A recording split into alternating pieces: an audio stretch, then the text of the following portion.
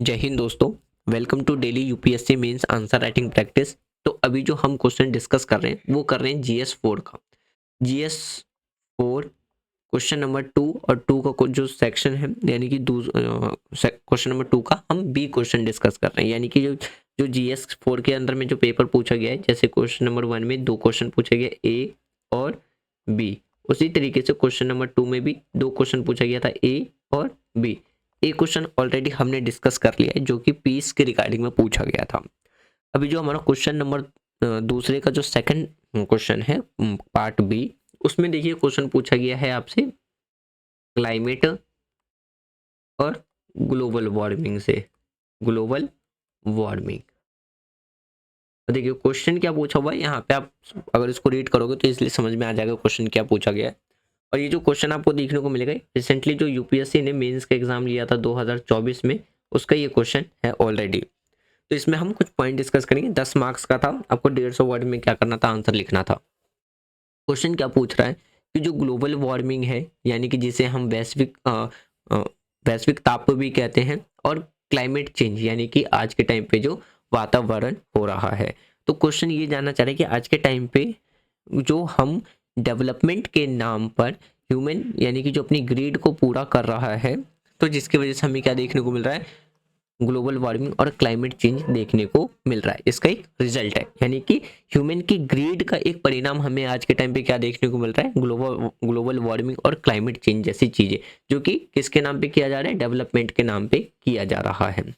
और जो इस ओर संकेत करता है कि मानव यानी कि ह्यूमन सहित सभी जीवों का विलुप्त होना क्या है, पृथ्वी पर जीवन की समाप्ति की ओर अग्रसर है। इस चीज को ये क्या कर रहा है, रिप्रेजेंट कर रहा है कि आने वाले टाइम पे क्या होगा कि लाइफ यानी कि अर्थ के ऊपर जो लाइफ है वो क्या हो जाएगा, एक तरीके से कंप्लीटली लॉस हो जाएगा। इस तरीके से ये क्या है, टूवर्ड्स की ओर जा रहा है। टूवर्ड्स मतलब आगे की तरफ जा रहा है। तो इसके रिगार्डिंग में आपको बताने की किस तरीके से हम अपनी लाइफ को प्रोटेक्ट कर सकते हैं, या अर्थ पे जितने भी जो लिविंग थिंग्स हैं, फ्लोरा फौना, उसको हम क्या कर सकते हैं, प्रोटेक्ट कर सकते हैं। और क्लाइमेट चेंज और ग्लोबल वार्मिंग चीज़ों को हम क्या कर सकते हैं, सिक्योर कर सकते हैं सोसाइटी के अंदर में। तो ये क्वेश्चन आपसे पूछा गया है।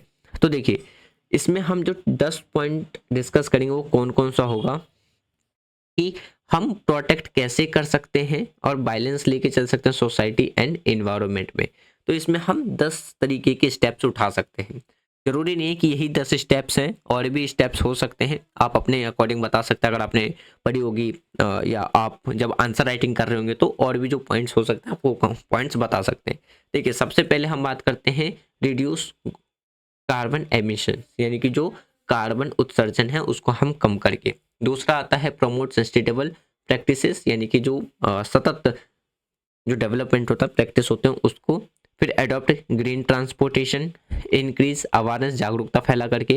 Conserve water and energy, support biodiversity, encourage green innovation, adopt eco friendly lifestyle, government action और इंटरनेशनल कॉरपोरेशन। इन 10 मेथड से हम क्या कर सकते हैं, अपनी सोसाइटी और इन्वायरमेंट में बैलेंस लेकर के चल सकते हैं और इसको प्रोटेक्ट कर सकते हैं। अब एक एक करके हम इन पॉइंट्स को एक्सप्लेन करते हैं। देखिए कार्बन एमिशंस की हम बात करते हैं कि किस तरीके से हम कार्बन एमिशंस को कम कर सकते हैं। देखिए कार्बन एमिशंस का जो सबसे बड़ा कारण क्या होता है, जो हम रेन्यूएबल एनर्जी जो यूज़ करते हैं ना, सॉरी, नॉन रेन्यूएबल एनर्जी जब हम यूज़ करते हैं, जैसे हम बात करते हैं कोल या हम पेट्रोलियम, ये जो हम लकड़ी जलाते हैं, कार से निकलने वाला जो गैस होता है, धुआं, यानी कि जो व्हीकल हम यूज़ करते हैं, इन सब की वजह से हमें क्या देखने को मिलता है, कार्बन एमिशंस देखने को मिलता है। जैसे कि अगर हम थर्मल पावर में जब कोल जला करके क्या करते हैं, बिजली उत्पादन करते हैं, तो लार्ज स्केल पर हमें क्या देखने को मिलता है, कार्बन एमिशन देखने को मिलता है। रीज़न क्या है, क्योंकि आज के टाइम पे हम लार्ज स्केल पर क्या कर रहे हैं, फॉसिल फ्यूल्स जैसे हम कोयला, पेट्रोलियम, जो गैस का यूज़ करते हैं, जिसकी वजह से हमें क्या देखने को मिलता है, कार्बन एमिशंस देखने को मिलता है। तो इसकी जगह पे हम क्या कर सकते हैं, रेन्यूएबल एनर्जी का यूज़ कर सकते हैं। जैसे अगर हम बात करते हैं सोलर एनर्जी, विंड एनर्जी या हाइड्रो इलेक्ट्रिक पावर का हम यूज़ करके कार्बन एमिशंस को कम कर सकते हैं। अब एक चीज़ मन में याद होगा आपके सवाल में, अगर आप कि कार्बन किस तरीके से ग्लोबल वार्मिंग या टेम्परेचर इंक्रीजिंग का रीज़न बनता है। तो देखिए जैसे आपने जनरल जियोग्राफी में पढ़ा होगा कि जो हॉट एयर होता है वो क्या करता है, ऊपर की तरफ मूव करता है, और जो कोल्ड एयर होता है वो क्या करता है, नीचे की तरफ मूव करता है। ये आपने पढ़ा होगा। तो जो हमारा अर्थ का सरफेस है, यहाँ से जो हीट एयर जब ऊपर की तरफ राइज होता है तो कार्बन क्या करता है, इसको यहाँ पे मतलब एक लेयर बना करके इसको ब्लॉक कर देता है, जिसकी वजह से हीट बाहर नहीं जा पाती है। तो हमें क्या देखने को मिलता है, अर्थ के सरफेस पर टेम्परेचर इंक्रीज देखने को मिलता है। तो हम इन मेथड के द्वारा हम क्या कर सकते हैं, कार्बन एमिशंस को रिड्यूस कर सकते हैं। प्रमोट सस्टेनेबल प्रैक्टिसेस, देखिए सस्टेनेबल, आपने सस्टेनेबल डेवलपमेंट गोल के बारे में सुना होगा। सस्टेनेबल डेवलपमेंट गोल का मतलब था कि हमें इस तरीके से डेवलप करके चलना है कि हमारी जो नेक्स्ट जनरेशन है उनको भी क्या मिलता रहे, रिसोर्सेस मिलता रहे। ये आपको देखने को मिलेगा। तो इसमें हम इनकरेज कर सकते हैं, बढ़ावा कर सकते हैं जो भी हमारी सेंसिटिवल जैसे फार्मिंग है, फॉरेस्ट्री है, या हम फिशिंग प्रैक्टिसेस कर सकते हैं, और अवॉइड कर सकते हैं ओवर कंजप्शंस, यानी कि आज के टाइम पे जो हम लिमिट से ज़्यादा यूज़ कर रहे हैं नेचुरल रिसोर्सेज को, इसको अवॉइड करके हम क्या कर सकते हैं, अपने नेचर को, अपने इन्वायरमेंट को प्रोटेक्ट कर सकते हैं। और आज के टाइम पे जो लार्ज स्केल पर फॉसिल मतलब सॉरी फ्लोरा एंड फ्यूना जो डिक्लाइन होते जा रहे हैं, बहुत से जो स्पीसीज हैं जो गायब होते जा रहे हैं, उसको हम क्या कर सकते हैं, प्रोटेक्ट कर सकते हैं। उसके बाद आता है अडॉप्ट ग्रीन ट्रांसपोर्टेशन। जैसे आज के टाइम पे ईवी व्हीकल्स को काफ़ी ज़्यादा क्या किया जा रहा है, प्रमोट किया जा रहा है। तो हम ईवी व्हीकल जैसे कि बाइक है या पब्लिक ट्रांसपोर्टेशन की बात करते हैं, उसमें हम यूज़ करके क्या कर सकते हैं, एयर पोल्यूशन को हम काफ़ी हद तक क्या कर सकते हैं, कम कर सकते हैं। जैसे आज के टाइम पे अगर हम अपनी कंट्री की बात करते हैं तो 80% से ज़्यादा जो रेलवे है उसको क्या किया गया है, इलेक्ट्रीफाइड कर दिया गया है।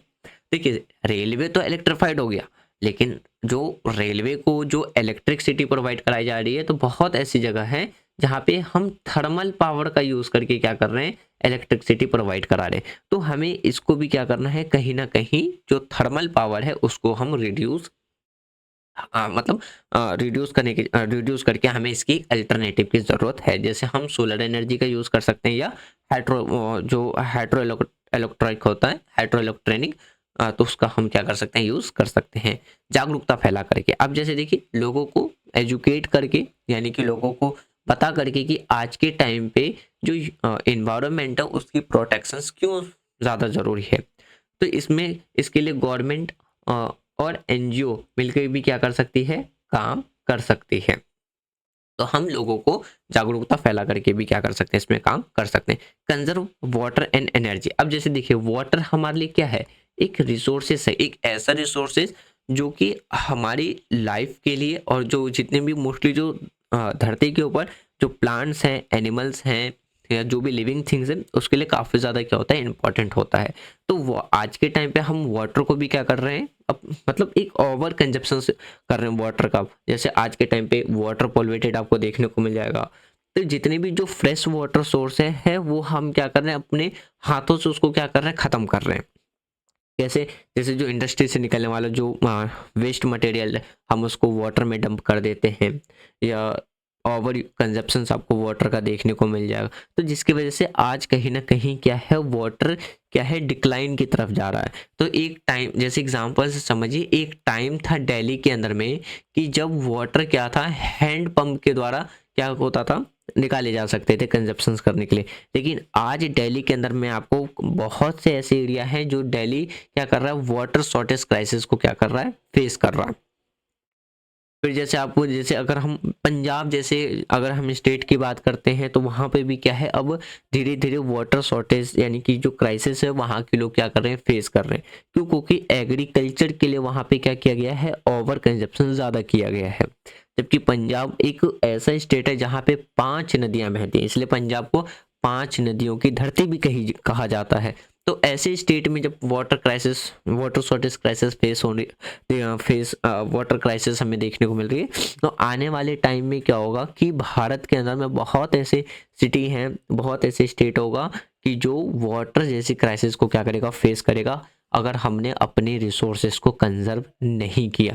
तो ज़रूरत है कि आज के टाइम पे हम क्या करें, वाटर को कंजर्व करने के लिए, जैसे जो भी हम रेन वाटर हार्वेस्ट कर सकते हैं, टैंक बनवा सकते हैं, या हम क्या कर सकते हैं अलग अलग मेथड तरीके, जैसे हम वाटर पॉल्यूशंस को कंट्रोल करके हम अपने वाटर को कंजर्व कर सकते हैं। तो जैसे हम यूज़ कर सकते हैं वाटर, और जो एनर्जी है उसका सही तरीके से हम क्या कर सकते हैं इस्तेमाल करके अपने रिसोर्सेज को कंजर्व कर सकते हैं। फिर सपोर्ट बायोडाइवर्सिटी। देखिए बायोडाइवर्सिटी का मतलब क्या होता है, बायोडाइवर्सिटी का मतलब होता है कि जो हमारे अर्थ के ऊपर जो डिफरेंट डिफरेंट काइंड्स के फ्लोरा फ्योना लिविंग थिंग्स जो पाए जाते हैं उन्हें हम कहते हैं बायोडाइवर्सिटी।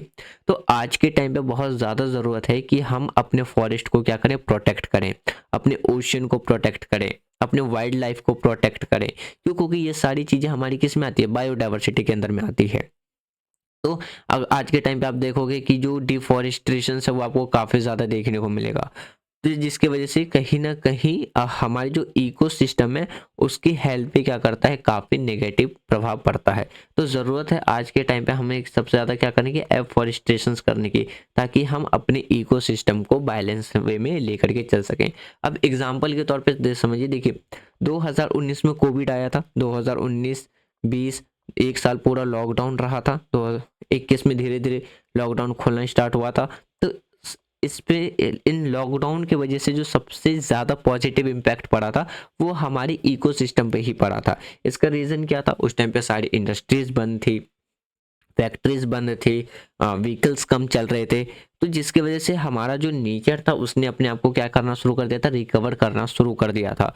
तो आज के टाइम पे ज़रूरी है कि हमने जो भी अपने इन्वायरमेंट को अनबैलेंस कर रखा है तो उसको हम क्या कर सकते हैं, अलग अलग प्रोसेस से दोबारा से बैलेंस करके हम डेवलपमेंट कर सकते हैं। और इस तरीके से हम क्या कर सकते हैं, अपनी लाइफ मतलब अर्थ के ऊपर जो लाइफ एग्जिस्ट कर रही है और जो इन्वायरमेंट है हम उसको प्रोटेक्ट कर सकते हैं। इनकरेज ग्रीन इनोवेशंस, इसका मतलब क्या है कि आज के टाइम पे ज़रूरत है कि जो बिजनेसेस को, ऐसे बिजनेसेस को सपोर्ट किया जाए या ऐसी टेक्नोलॉजीज पे फोकस किया जाए जो कि सस्टेनेबिलिटी के साथ साथ वो क्या करता हो, हमारे इन्वायरमेंट को प्रोटेक्ट भी करता हो। उसके बाद आता है अडॉप्ट इको फ्रेंडली लाइफस्टाइल। हमें ऐसी लाइफस्टाइल को अडॉप्ट करके चलना पड़ेगा ताकि जिससे हम क्या कर सकते हैं, अपने इन्वायरमेंट को प्रोटेक्ट कर सकते हैं और वो हमारे इन्वायरमेंट के लिए काफ़ी ज़्यादा क्या हो, फ्रेंडली हो। अब जैसे देखिए आज के टाइम पे मेजर जो प्रॉब्लम निकल के क्या आ रही है कि हम आज के टाइम पे अपने प्लास्टिक या जो हमारी जो वेस्ट मटेरियल है हम उसको कैसे मैनेज करें। आज के टाइम पे आपको वेस्ट डिफरेंट डिफरेंट काइंड्स के मिल जाएंगे, जैसे ई वेस्ट मटेरियल है या प्लास्टिक है। तो इसको आज के टाइम पे क्या करना, मैनेज करना काफ़ी ज़्यादा क्या पड़ रहा है, डिफिकल्ट पड़ रहा है। क्यों? क्योंकि आज के टाइम पे हमने इसका कंजप्शन इतना ज़्यादा बढ़ा दिया है अपने लाइफ स्टाइल में कि जब हम उसको कहीं पे डंप करते हैं तो वो लंबे समय तक डंप नहीं होता, मतलब डिकम्पोज नहीं होता है, जिसके वजह से क्या होता है कि जिस जगह पे हम उसको लार्ज स्केल पर डंप कर रहे होते हैं तो वो एरिया पूरा क्या होने लगता है, ख़राब होने लगता है। तो आज के टाइम पे ज़रूरत है कि हम अपनी लाइफ स्टाइल अब इस तरीके से चेंज करें ताकि वो काफ़ी ज़्यादा क्या हो, इको फ्रेंडली हो। जैसे हमें प्लास्टिक की जो वेस्ट है उसको हमें क्या करना होगा, रिड्यूस करना होगा, कम करना होगा। हमें ऐसे बैग का इस्तेमाल करना शुरू करना होगा जो कि क्या हो, काफ़ी ज़्यादा इको फ्रेंडली हो। और लेस पैकिंग जो प्रोडक्ट्स होते हैं जिसमें प्लास्टिक की कम यूज़ होते हैं, ऐसे प्रोडक्ट्स का हमें क्या करना होगा, यूज़ करना होगा। गवर्नमेंट एक्शन की बात करते हैं तो आज के टाइम पे ज़रूरत है कि सरकार ऐसी पॉलिसीज़ बनाए, ऐसे कानून्स बनाए जिसके वजह से हम क्या कर सकें, अपने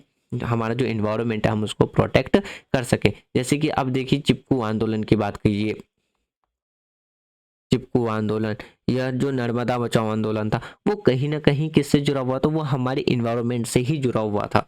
तो आज के टाइम पे ज़रूरत है कि सरकार एक ऐसा स्ट्रिक्ट लॉ या रेगुलेशंस लेकर के जिससे हम पॉल्यूशंस को रोक सकें, ख़त्म कर सकें और प्रमोट कर सकें जो भी हमारे इन्वायरमेंटल कंजर्वेशंस है। उसके बाद आता है इंटरनेशनल ऑर्गेनाइजेशन कॉरपोरेशन।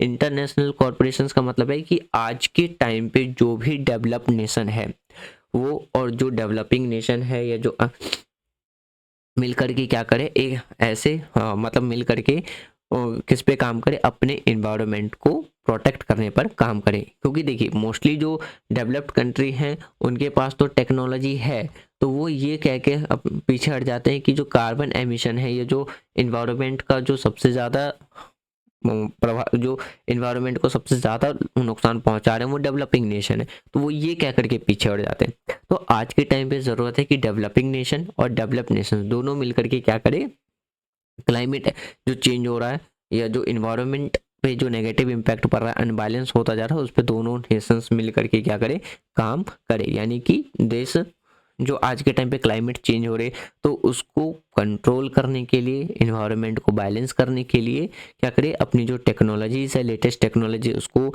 शेयर करें एक दूसरे के साथ और ग्लोबल सपोर्ट यानी कि सपोर्ट करें जो भी ग्लोबल इन्वायरमेंटल इंटेंटिव्स है। तो इन पॉइंट्स यानी कि हम इन स्टेप्स को फॉलो करके क्या कर सकते हैं, अपने इन्वायरमेंट को प्रोटेक्ट कर सकते हैं और अपने सोसाइटी और इन्वायरमेंट में क्या कर सकते हैं, बैलेंस ला सकते हैं। देखिए यहाँ पे वही कोटेशंस आ जाती है कि महात्मा गांधी जी के द्वारा कहा गया था कि हमारे अर्थ पे इतना रिसोर्सेस है कि अगर इंसान सिर्फ और सिर्फ अपनी भलाई के लिए उसका इस्तेमाल करे तो हमारे अर्थ के पास बहुत रिसोर्सेस हैं। वही अगर इंसान अपनी ग्रीड को पूरा करने के लिए अगर इस्तेमाल करता है तो ऐसी हजारों धरतियां क्या हो जाएंगी, कम पड़ जाएंगी। तो आप इस तरीके के कोटेशंस के साथ भी अपना आंसर स्टार्ट कर सकते हैं। तो फ्रेंड्स, अकॉर्डिंग टू क्वेश्चन जो था हमारा आंसर यही था। अगर आपको लगता है कि इसके मतलब इसके अलावा भी और भी कुछ पॉइंट्स हो सकते हैं तो आप अपने point of view comment box में बता सकते हैं, और कोई भी सजेशन है आप कमेंट बॉक्स में दे सकते हैं, ताकि जो न्यू स्टूडेंट है जिन्होंने अपनी प्रिपरेशंस न्यू स्टार्ट करी है उनको भी कहीं ना कहीं क्या है, गाइडेंस मिलती रहे। यदि वीडियो इन्फॉर्मेटिव लगी है, नॉलेजेबल लगी है, थोड़ी सी भी अगर आपकी हेल्प, अगर आपको लगता है कि थोड़ी सी हेल्प हुई तो आप वीडियो को लाइक कर सकते हैं, शेयर कर सकते हैं, चैनल को सब्सक्राइब कर सकते हैं। Thanks for watching friend, take care, जय हिंद।